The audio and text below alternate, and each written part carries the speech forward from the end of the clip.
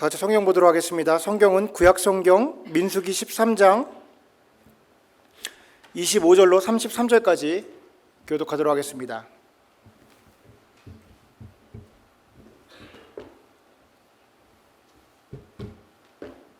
성경은 민수기 13장 25절로 33절까지 한 절씩 교독하도록 하겠습니다. 40일 동안의 땅을 탐지하기를 마치고 돌아와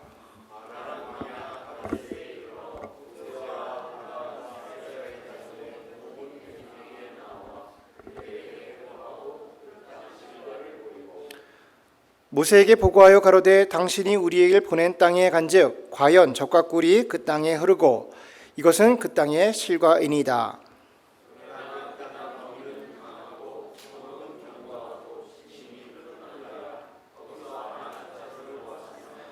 아말렉인은 남방 땅에 거하고 헤린과 여부스인과 아모리인은 산지에 거하고 가나안인은 해변과 요단가에 거하더이다.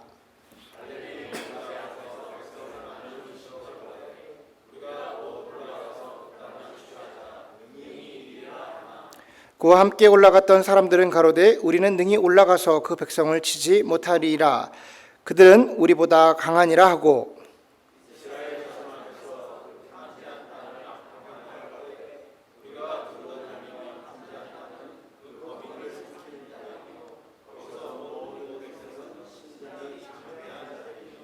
다 같이 읽습니다. 거기서 또 네피림 후손 아낙 자손 대장부들을 보았나니 우리는 스스로 보기에도 메뚜기 같으니 그들이 보기에도 그와 같은 것이라. 아멘.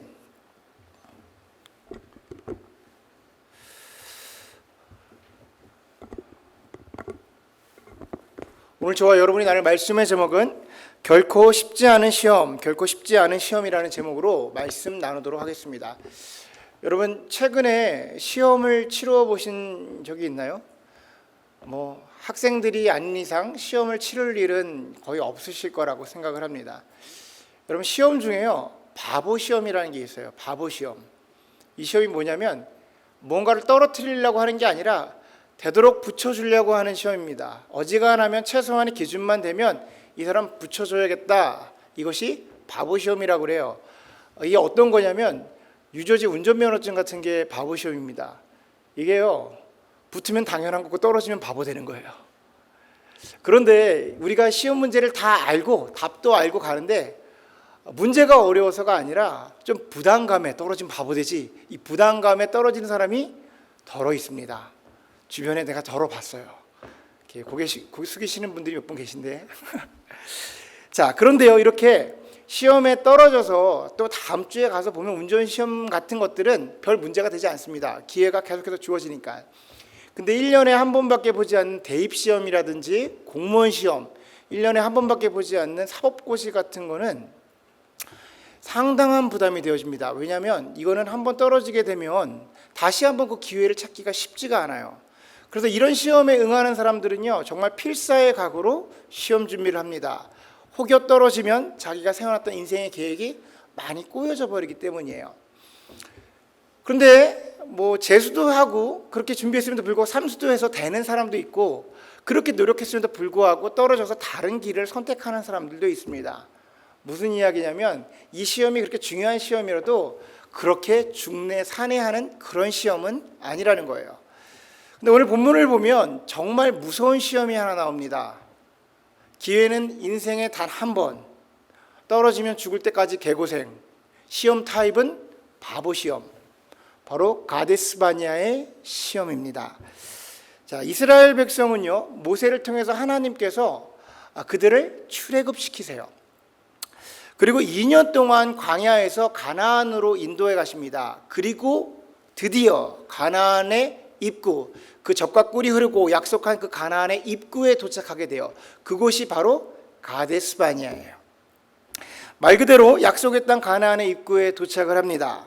이제 가나안 땅에 들어가기만 하면 돼요. 그래서 들어가기 전에 간단한 확인 절차가 하나 있습니다. 바보 시험을 하나 치러야 돼요. 최소한의 자격이 되는지 신분 같은 거를 조사하는 거죠. 이제 곧 하나님 나라에 들어갈 건데 이 사람들이 하나님의 백성이냐 아니냐 정도를 확인하는 그런 바보 시험입니다. 그런데 이 시험은 별로 문제가 없어요. 왜냐하면 하나님께서 2년 동안 이미 이 백성들을 준비시켰습니다. 자, 이 200만 명이나 되는 이 이스라엘 사람들은요, 이집트에서 하나님께서 이집트를 어떻게 치시는지를 눈으로 확인했던 사람들이에요. 그리고 광야에 나와서 홍해가 갈라지는 것을 눈으로 봤고요, 그 마른 땅을 건너갔던 사람들이 이 사람들입니다. 반석을 쳐서 그 마른 반석에서 물이 나오는 것을 먹었고요, 아침마다 만나와 메추라기를 거둬서 먹었으며, 낮에는 구름 기둥으로 밤에는 불 기둥으로 인도하신 하나님을 눈으로 목격한 사람들이에요. 이 사람들이 그 시험을 떨어질 리가 없습니다. 이 사람들은요, 오늘 아침에도 만나와 메추라기를 먹고요, 지금 이 순간도 구름 기둥이 눈앞에 펼쳐져 있는 사람들입니다. 절대 가데스 바냐의 시험에 떨어질 리가 없는 사람들입니다. 그런데 우리는 그 결과를 잘 알고 있습니다. 결과는 불합격, 결과는 처참했습니다. 40년 동안 광야를 헤매다가 전원 사망. 오늘 사건 안으로 조금 더 깊게 들어가 보겠습니다. 이스라엘 백성들이요, 드디어 가데스 바냐에 도착을 합니다. 실제로 이집트에서 가데스 바냐로 가는 길은요, 그리 먼 길이 아니에요. 성인 걸음으로 12일, 10일 정도면 충분히 갈 수 있는 길입니다. 그러니까 그 백성이 아무리 200만 명이 모여 있다고 하더라도 한 달이면 좋게 갈 수 있는 거리였어요. 그런데 하나님께서는요, 그 백성을 2년 동안 광야에서 인도하십니다. 왜 그러셨냐면, 하나님이 원하시는 것은 가나안 땅에 모여 사는 어떤 민족을 원하시는 것이 아니었어요. 가나안 땅이 아니라 그 땅에 살아갈 민족은, 나의 백성은 하나님만을 의지하고 살아가는 믿음의 백성을 만들기 원하셨습니다. 이것은 아브람과의 약속이셨어요. 그래서 노예 근성에 쩔어 있는 그들을 광야로 인도하시고 광야에서 훈련을 시키십니다. 백성들에게 본이 친히 나타나셔서 앞으로 너희들이 믿고 따라야 할 하나님이 어떤 하나님을 정확하게 나타내주세요. 홍해를 갈라지는 것을 보게 하시고요, 마른 반석에서 물이 나게 하시고, 아침마다 만나와 메추라기, 낮에는 구름기둥, 밤에는 불기둥으로 날마다 눈앞에서 그들을 인도하시는 거예요. 그냥 말씀만 하셔도 상관이 없는데, 명령만 해도 상관없는데, 그 사람들과 시내산의 언약을 맺어버리십니다. 너희들이 이제 나의 백성이라는 거예요. 이보다 인격적인 만남은 없습니다. 정말 시험을 준비하시고 그 백성들이 다 통과할 수 있도록 철저하게 준비시켰어요. 정말 꽤나 정성을 쏟으셨습니다. 드디어 가데스 바냐에 도착을 해요. 본문을 보니까 여호와 하나님께서 모세를 불러다가 각 족속마다 지도자들 한 명, 그러니까 최고의 지도자들 한 명씩을 선출해서 정탐꾼으로 보내라 라고 얘기를 해요. 그래서 모세가 그 선출된 12명을 모아놓고 그 가나안 땅으로 보냅니다, 정탐꾼을. 그래서 그들이 40일 만에 돌아왔다고 그래요. 실제로 가나안은요, 그렇게 큰 나라가 아닙니다. 한 161km 정도 되는 작은 나라예요. 성인이 걸어서 아무리 산악지역으로 갔다 하더라도 열흘이면 좋게 갔다 올 수 있는 거리입니다. 그런데 그들이 40일을 정탐을 했대요. 아주 치밀하게 꼼꼼하게 본 겁니다. 그리고 그들이 돌아와서 결과를 보고하는 것이 오늘의 본문이에요. 이 관점에서 27절부터 33절까지 한번 읽어보도록 하겠습니다. 보고를 듣는다고 생각하시고 다 같이 한 목소리로 읽겠습니다. 27절부터 33절까지 읽습니다. 시작.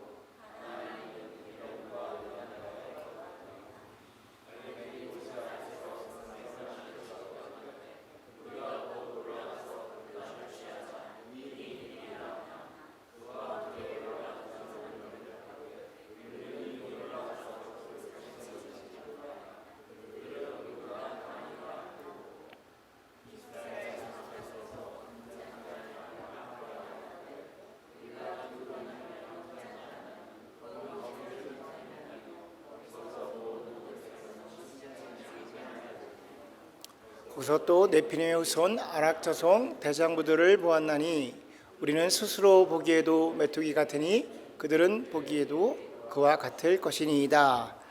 아멘. 자, 여러분 12명의 정탐꾼, 12명의 엘리트 병사를 보냅니다. 그들이 돌아와서 10명은 같은 보고를 하고요. 2명은 다른 보고를 합니다. 어떤 보고가 더 객관적인 보고일까요? 10명이 하는 것이 훨씬 더 객관적인 보고죠. 자, 그들의 보고의 내용은 이렇습니다. 10명이 이렇게 보고를 하는 거예요. 자, 그곳에 갔더니 정말 그 땅이 젖과 꿀이 흐르는 땅이더라. 이것이 그것의 실과인데 이것은 정말 크고 알찬 과일입니다. 내가 가서 보니까 그 땅이 너무 좋아서 우리가 만약에 그 땅을 차지한다 하더라도 그 땅을 지키기가 쉽지가 않을 거예요. 우리는 맨날 전쟁을 치러야 할 겁니다. 이 땅을 원하는 민족들이 너무 많을 거예요. 그래서 그 땅을 지키고 전쟁하다 우리는 다 죽게 될 겁니다. 이것이 우리를 삼킬 땅이라고 말하는 거예요.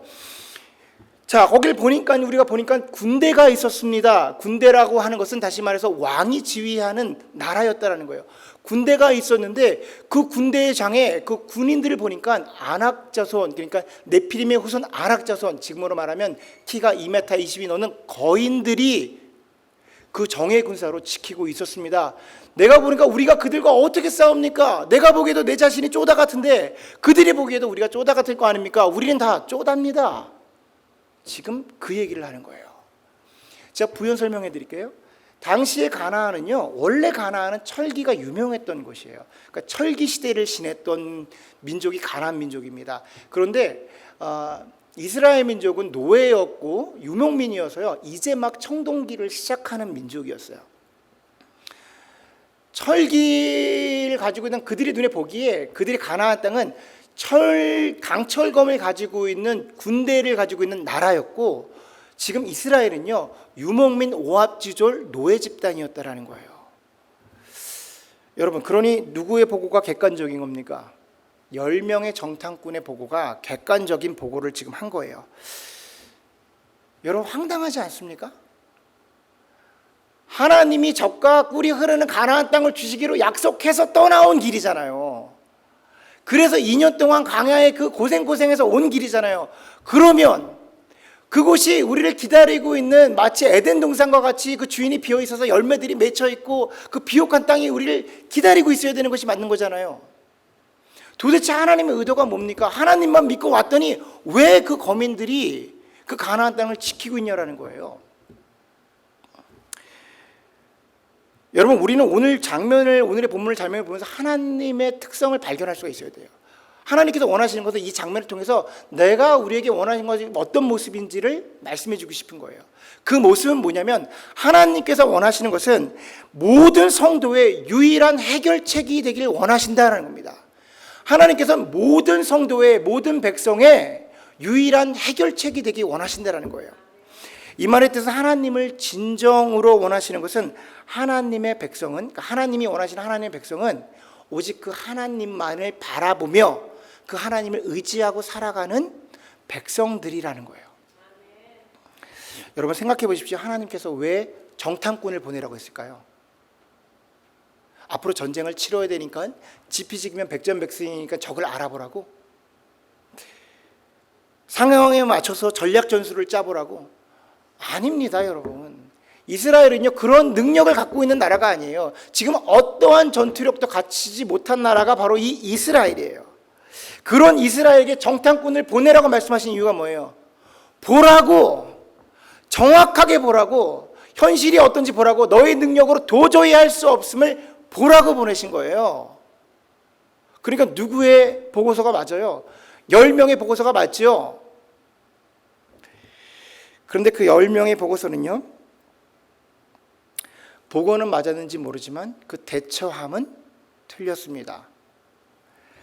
그렇게 봤다면, 우리에게 아무런 능력이 없다면 이제 나의 주인 대신 지금껏 나를 인도하신 하나님을 믿고 가면 되는데 이 사람들이 포기해버립니다.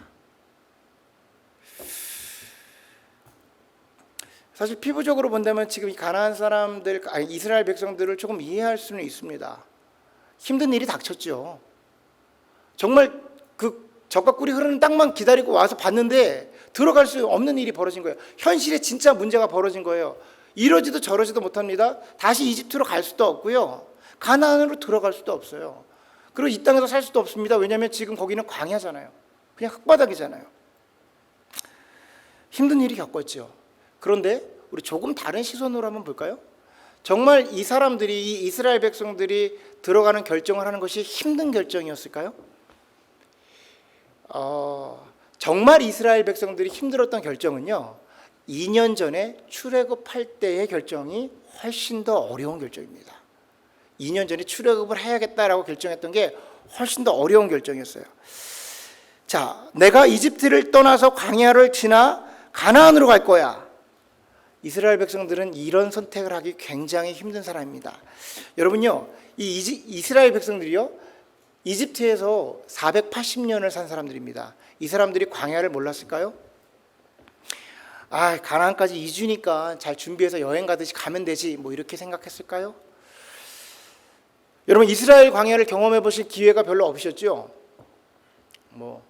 저는 신학교 때 성지순례를 갔다 왔습니다. 근데 신학생들이 가는 성지순례가 일반 성도님들이 가는 성지순례와는 좀 프로그램이 많이 틀리겠죠. 우선 그 가이드부터가 틀리죠. 가이드가 현지에 계신 저희 교수님이셨어요. 그러니까 저희한테는 여행이라기보다 현장학습, 체험학습 정도라고 생각을 하시면 돼요. 많은 것이 기억에 남았는데 유독 기억에 남는 것이 뭐냐면 광야 체험이었어요. 광야 체험. 이제 버스를 타고 쫙 이동을 하는데 성지순례가 스케줄이 굉장히 빡빡합니다. 막 이것저것 봐야 되니까 하다가 오후인데 한 2시 정도 됐는데 갑자기 교수님이 버스 기사한테 차를 세우라고 그러더라고요. 그러고 나서 학생들 다 내리래요. 여기가 무슨 또 유적지가 있나 보다, 성지가 있나 보다, 그리고 다 내렸어요. 내렸더니 아무것도 없는 거예요. 그냥 광야에 길만 이렇게 나 있어요. 다 내린 걸 확인하시고 교수님이 버스에 오르시면서 이렇게 얘기했습니다. 1km 후에 봅시다. 그래서 1km 후에 봅시다. 그리고 차에 올라타시고 본인은 가셨어요. 이게 길이 하나밖에 없으니까 차가 가더라고. 근데 1km요. 여러분, 제가 고등학교 때 3분이면 뛰던 거리입니다. 그리고 일반 성인들은요, 한 10분이면 걸어가요. 그리고 눈에서 1km는 그렇게 멀지 않아요. 버스가 저 눈앞에 있더라고요. 그래서 걷기 시작했습니다. 저는 그날 지옥불이 얼마나 뜨거운지 경험해봤어요. 이러다 죽는구나. 이렇게 다 죽는구나. 저는 더위를 안 타요, 잘. 더위를 안 타는 사람입니다. 근데 불가마에서 더위를 안 타는 사람은 없겠죠. 정말 죽을 것 같더라고요. 1, 2분 정도는 괜찮았어요. 그런데 1, 2분이 지나고부터는 이 빛이 너무 세서, 그리고 밑에 있는 복사열이 너무 세서요, 막 어지럽더라고요. 막 아지랑이 같은 게 올라오는 것 같아요, 광야에. 너무나도 뜨겁고 어려워서 힘들었어요. 막 어지럽고. 그렇게 걷다 보니까 성경에 나왔던, 광야로 나갔던 인물들이 성경이 다르게 해석되는 거야. 성지순례 가면 성경이 다르게 해석됩니다. 이 사람들이 그 세례 요한이 보통 사람이 아니었구나. 엘리야가 정말 힘들어서 나갔구나. 야곱이 대단한 사람이네. 이렇게 느껴지더라고요. 여러분, 참고로 성지순례를 가면요, 선블럭을 1시간에 한 번씩 발라요. 제일 센 거를 1시간에 한 번씩 바릅니다. 계속 바르라고 시켜요, 가이드가. 왜 그러냐면 타지 말라고 그러는 게 아니라 이쁘게 타라고. 안 탈 수는, 햇빛이 너무 세서 안 탈 수는 없는데 이쁘게 타라고. 왜 그러냐면 한번 바르면 우리가 생활하다 보면 이렇게 쓸리잖아요, 선블럭이. 그러면 1시간, 그러니까 일주일 정도 지나면 얼룩덜룩 이게 타는 거예요. 그래서 점박이처럼 된대요, 얼룩얼룩. 이쁘게 타라고 그렇게 바르는 거예요. 그래서 햇빛이 그렇게 쓰다는 겁니다. 이곳이 광야예요. 1km도 가기 힘든, 10분도 서 있기 힘든 곳이 광야입니다. 여러분, 이것을 이스라엘 백성들이 몰랐을까요?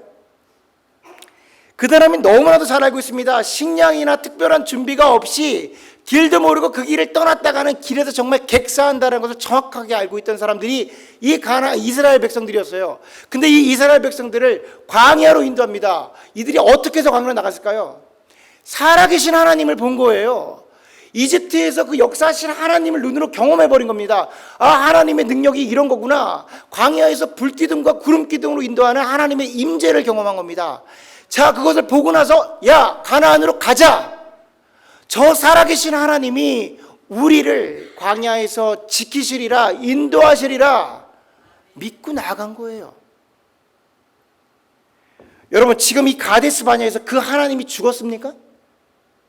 지금 이 가데스 바냐에서 그 구름 기둥이 거쳐졌습니까? 그렇지 않다면 그 하나님과 함께 들어가는 거예요.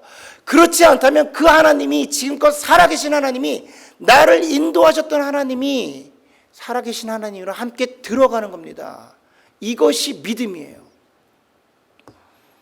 제가 성경에서 말하는 믿음이 뭐라고 그랬어요? 성경에서 말하는 믿음은요, believe가 아닙니다. 성경에서 말하는 믿음은요, trust예요.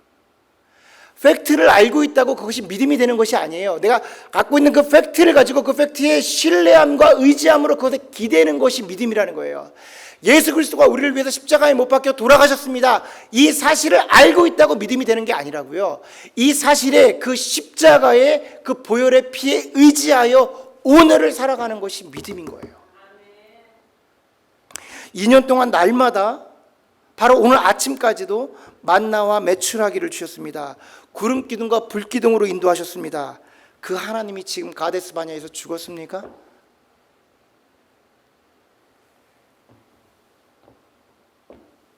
그렇지 않다면 하나님과 함께 가는 겁니다. 그 하나님 의지함으로 나아가는 거예요. 몰라 내 눈앞에서 안악자손이 있던 광철검이 있던 난 몰라. 그 하나님이 지금껏 나를 인도했으니까 나 그 하나님 믿고 갈 거야. 이것이 믿음인 거예요. 여러분, 젊은 날에 여러분을 만나주셨던, 젊은 날에 여러분을 미국으로 인도하셨던 그 하나님이 죽으셨습니까? 지금껏 나의 자녀들을 지키고 지금껏 안전 가운데 지켜주셨던 그 하나님이 죽으셨습니까? 여러분, 오늘이 가데스 바냐입니다. 지금 여기가 가데스 바냐예요.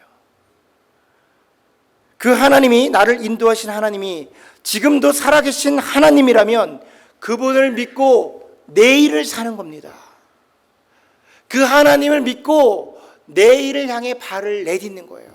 여러분, 그 발을 내딛는 땅이 가나안임을 믿으시기 바랍니다. 사랑하는 성도 여러분, 성경에서 말하는 광야가 어딘가요? 광야가 어디예요? 바로 저와 여러분이 살아가고 있는 이 세상입니다. 성경 속에 나오는 광야는 늘 훈련의 장소였어요. 예수님에게도, 세례 요한에게도, 엘리야에게도, 야곱에게도, 심지어 바울에게도 훈련의 장소였습니다. 저와 여러분이 살고 있는 이 세상은 광야지요, 훈련장입니다. 물론 이스라엘 백성에게 그 광야에서, 훈련장에서도 하나님을 인도하셨어요. 그렇듯 우리에게도 하나님은 은혜로 인도해 주시고 공급해 주십니다. 그런데 이것은 편한 곳이 아니죠. 아무리 공급이 있다 하더라도 이것은 가나안은 아닙니다. 이것은 훈련장이에요. 여러분, 군대를 가면요, 밥도 주고 옷도 주고 잠도 재워주고 총도 줍니다. 그런데 그곳에 머물고자 하는 사람은 아무도 없어요. 왜냐? 그것은 편한 곳이 아닙니다. 우리의 목적지는 훈련장이 아닙니다. 우리의 목적지는 가나안이에요. 그럼 가나안은 어디입니까? 바로 하나님의 나라가 가나안입니다. 너희는 먼저 그의 나라와 그의 의를 구하라. 그리하면 이 모든 것을 너에게 더하시리라. 하나님만 의지하며 살겠습니다 라고 고백하는 성도들에게 하나님의 나라가 임하는 것입니다. 심령이 가난한 자는 복이 있나니 하나님의 나라가 저희 것이며. 여러분, 심령의 가난함이 뭐예요? 그 마음을 다 비우고 오직 하나님으로 그 안을 채울 때에 그 하나님의 나라가 임하게 되는 겁니다. 여러분, 광야에서도요, 하나님의 인도하심은 있었습니다. 그러나 광야와 적각꿀이 흐르는 가나안은 다릅니다. 가데스 바냐의 시험을 통과하지 못한 이스라엘 백성이 40년 동안 광야에 있었는데 그들에게 만나와 메추라기가 끊어졌어요? 그들의 구름 기둥과 불 기둥이 끊어지던가요? 아닙니다. 그들에게 죽을 때까지 제공했어요. 그러나 그것은 광야였습니다. 만나와 메추라기, 구름 기둥과 불 기둥 언제 끊어지나요? 자, 여호수아 5장 12절입니다. 그 땅의 소산을 먹은 다음 날에 만나가 끊어졌으니 이스라엘 사람들이 다시는 만나를 얻지 못하였고 그 해에 가나안 땅의 열매를 먹었더라. 아멘. 여러분, 가나안에는요, 더 이상 만나와 메추라기, 구름 기둥과 불 기둥 이런 거 필요 없습니다. 그곳에는요, 하나님이 계신 곳이에요. 하나님과 함께 있는 곳입니다. 하나님이 준비하신, 우리에게 주고자 하신 풍성하신 열매, 우리에게 주고자 했던 그 세상이 줄 수 있는 평안과 기쁨과 안심과 희락과 안녕, 그 수많은 열매, 바라기를 우리 참정교회 성도님 여러분들은 광야의 만나가 아닌 가나안의 열매를 맛보시는 귀한 성도님들 되시기를 주님의 이름으로 축원합니다. 중요한 것은요, 누구나 가데스바냐의 시험을 치루어야 한다라는 거예요. 누구나 치루어야 한다는 거예요. 하지만 우리 하나님은요, 참 감사하신 하나님이다. 우리에게 감당치 못할 시험을 주시 않을 거라고 성경에 기록해 놓으셨어요. 시험을 준비하시고 시험을 패스할 수 있도록 우리를 준비시키시는 거죠. 가만히 신앙생활을 하면서 이렇게 나의 신앙생활을 보면서 또 이렇게 성경을 보면서 하나님께서 당신의 백성을 만드시는, 성도를 만드시는 방법을 보면 같은 질문을 한 2번 정도 하시는 것 같아요. 그러니까 2번의 선택을 주시는 거죠. 오늘 본문에 빗대어 얘기하면 이스라엘 백성들에게 첫 번째 이렇게 물어보십니다. 이집트를 떠나겠느냐? 이 질문이 첫 번째 어려운 질문이었죠. 그리고 그 믿고 따라갔는데 가데스 바냐에서 한 번 더 물어보세요. 가데스 바냐를 들어가겠느냐? 거기 가기로 하고 온 거였잖아요. 근데 꼭 2번 물어보세요. 우리로 말하면요, 세상의 방식과 세상의 가치관으로 살아가고 있는 우리에게 예수 그리스도를 믿겠냐고 물어봅니다. 그리고 2번째 질문은요, 그렇게 예수님을 믿고 따르는 사람들에게 다시 한번 물어보세요. 너희가 나만 믿고 살겠냐라고 다시 한번 물어보세요. 둘 다 쉽지 않은 선택입니다. 첫 번째는요, 그러니까 질문이 우리에게 올 때 그것을 받아들일, 첫 번째 우리의 의지를 갖고 받아들이기가 힘드니까 예수님께서 마치 이스라엘 백성들을 인도하신 것처럼 눈에 보이는 현상을 주세요. 처음에 그것이 은혜입니다. 은혜. 우리가 믿어지는 거예요. 우리의 의지로 예수님을 믿을 수가 없어요. 세상의 가치로. 그러니까 우리가 믿어지게끔 우리를 인도하십니다. 먼저 은혜를 받은 것이지요. 믿음 생활을 시작합니다. 그러면 우리를 훈련시키세요. 그리고 지금껏 훈련시키신 걸로, 그리고 지금껏 인도하심을 가지고 다시 한번 물어보세요. 가데스 바냐인 거죠. 현실의 엄청난 문제 앞에서 네 눈앞에 여러 가지 문제가 있더라도 너가 나를 믿고 가겠느냐 물어보세요.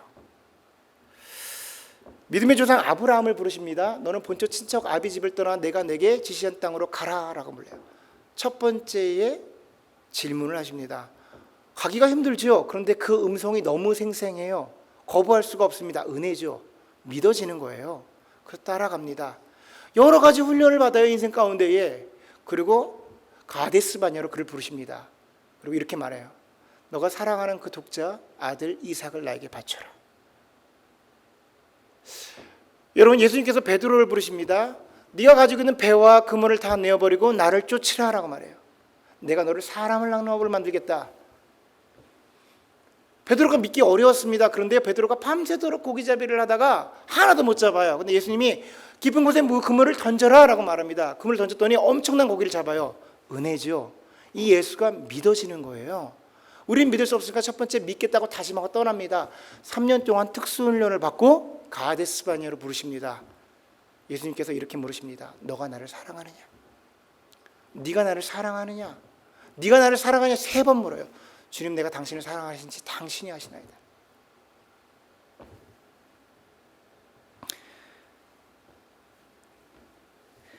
분명한 사실은 이 자리에 계신 모든 분들은 그 첫 번째 질문에 대답을 하고 그 선택을 하신 분들입니다. 이 세상에서 예수님을 선택한다는 것은요, 결코 쉬운 일이 아니에요. 예수님을 믿는다는 게 어려운 겁니다. 그런데 믿어지는 거죠. 우리에게 은혜를 허락해 주신 겁니다. 감사한 일이죠. 그런데 분명한 것은 2번째 선택이 분명히 있을 겁니다. 분명 가데스 바냐가 찾아오실 거예요. 정말 하나님의 백성인지 확인하는 절차가 있습니다. 가데스 바냐의 시험은 결코 쉽지 않은 시험입니다. 하지만 그 시험은요, 바보 시험이에요. 이미 우리는 답안지를 가지고 있습니다. 지금껏 나를 인도하신 하나님을 신뢰한다면, 그 모든 것이 주님의 은혜임을 진정으로 고백할 수 있다면, 그것이 내 머릿속에서 그냥 인정하고 끝나는 것이 아니라 내 삶 속에서 그 예수 그리스도를 의지함으로 하루하루를 살아가고 있다면, 그 10년 가운데에, 그 가난한 10년 가운데에 하나님의 나라가 임하는 것입니다. 그것이 가나안이에요. 이 땅에서 천국을 살아가는 것이지요. 여러분, 오늘이 가데스바냐입니다. 여러분, 여기가 가데스바냐입니다. 현실을 똑바로 보셔야 돼요. 정말 내가 세상 가운데에 나의 능력으로 열심히 노력해서 이 세상을 살아갈 수 있는지, 나에게 세상을 이길 수 있는 능력이 있는지, 정말로 곰곰하게 한 번은 생각하셔야 됩니다. 세상을 바라보시면서 심각하게 고민하셔야 돼요. 나의 능력이 그럴 만한 능력이 있는지, 나의 지식이, 나의 부유함이, 나의 건강이, 내가 가지고 있는 재능들이 이 세상 가운데에 견주어서 이 세상을 이길 수 있는지 고민하셔서 그럴 수 있다고 답이 나오신다면 다시는 이 자리에 나오시지 않으셔도 돼요. 이 자리는 그렇게 그러신 분들이 이 자리에 나오시는 건 그냥 허송세월 보내는 겁니다. 자기의 능력을 믿고 세상에 나아가서 자기 개발서들이 말하는 것처럼 끝까지 내 자신을 신뢰하고 꿈을 이룰 때까지 노력해서 빈틈없이 준비하여서 그 성공을 이뤄내셔야 되는 거예요. 근데 만약 곰곰이 고민했는데 정말 나에게 아무런 능력이 없다면, 나의 능력으로 이 땅을 이길 수가 없다라고 선택이 되어지신다면,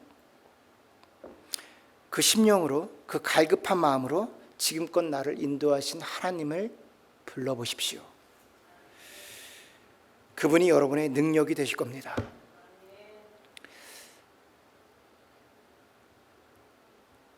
여러분, 이 세상을 바라보며 현실의 문제들 앞에서 하나님께 고백해 보세요. 그래도 하나님만 의지하고 나아갑니다. 그 어떠한 문제들이 현상이 내 눈앞에 보이더라도 이 가데스 바냐에서 하나님만 의지하고 나아갑니다. 이 고백을 드릴 때에 우리 참 좋은 성도님들에게 광야의 만나가 아닌 가나안의 열매를 맛보시는 놀라운 역사가 있기를 주님의 이름으로 축원합니다. 아멘. 우리 이 시간에 찬양 부르며 기도할 때에 다 같이 일어나셔서 한번 찬양했으면 좋겠어요. 주님을 향해서 서원의 찬양, 주님 다시 한번 주님의 이름으로 내가 살아가겠습니다 다짐하는 찬양과 기도의 시간 갖도록 하겠습니다.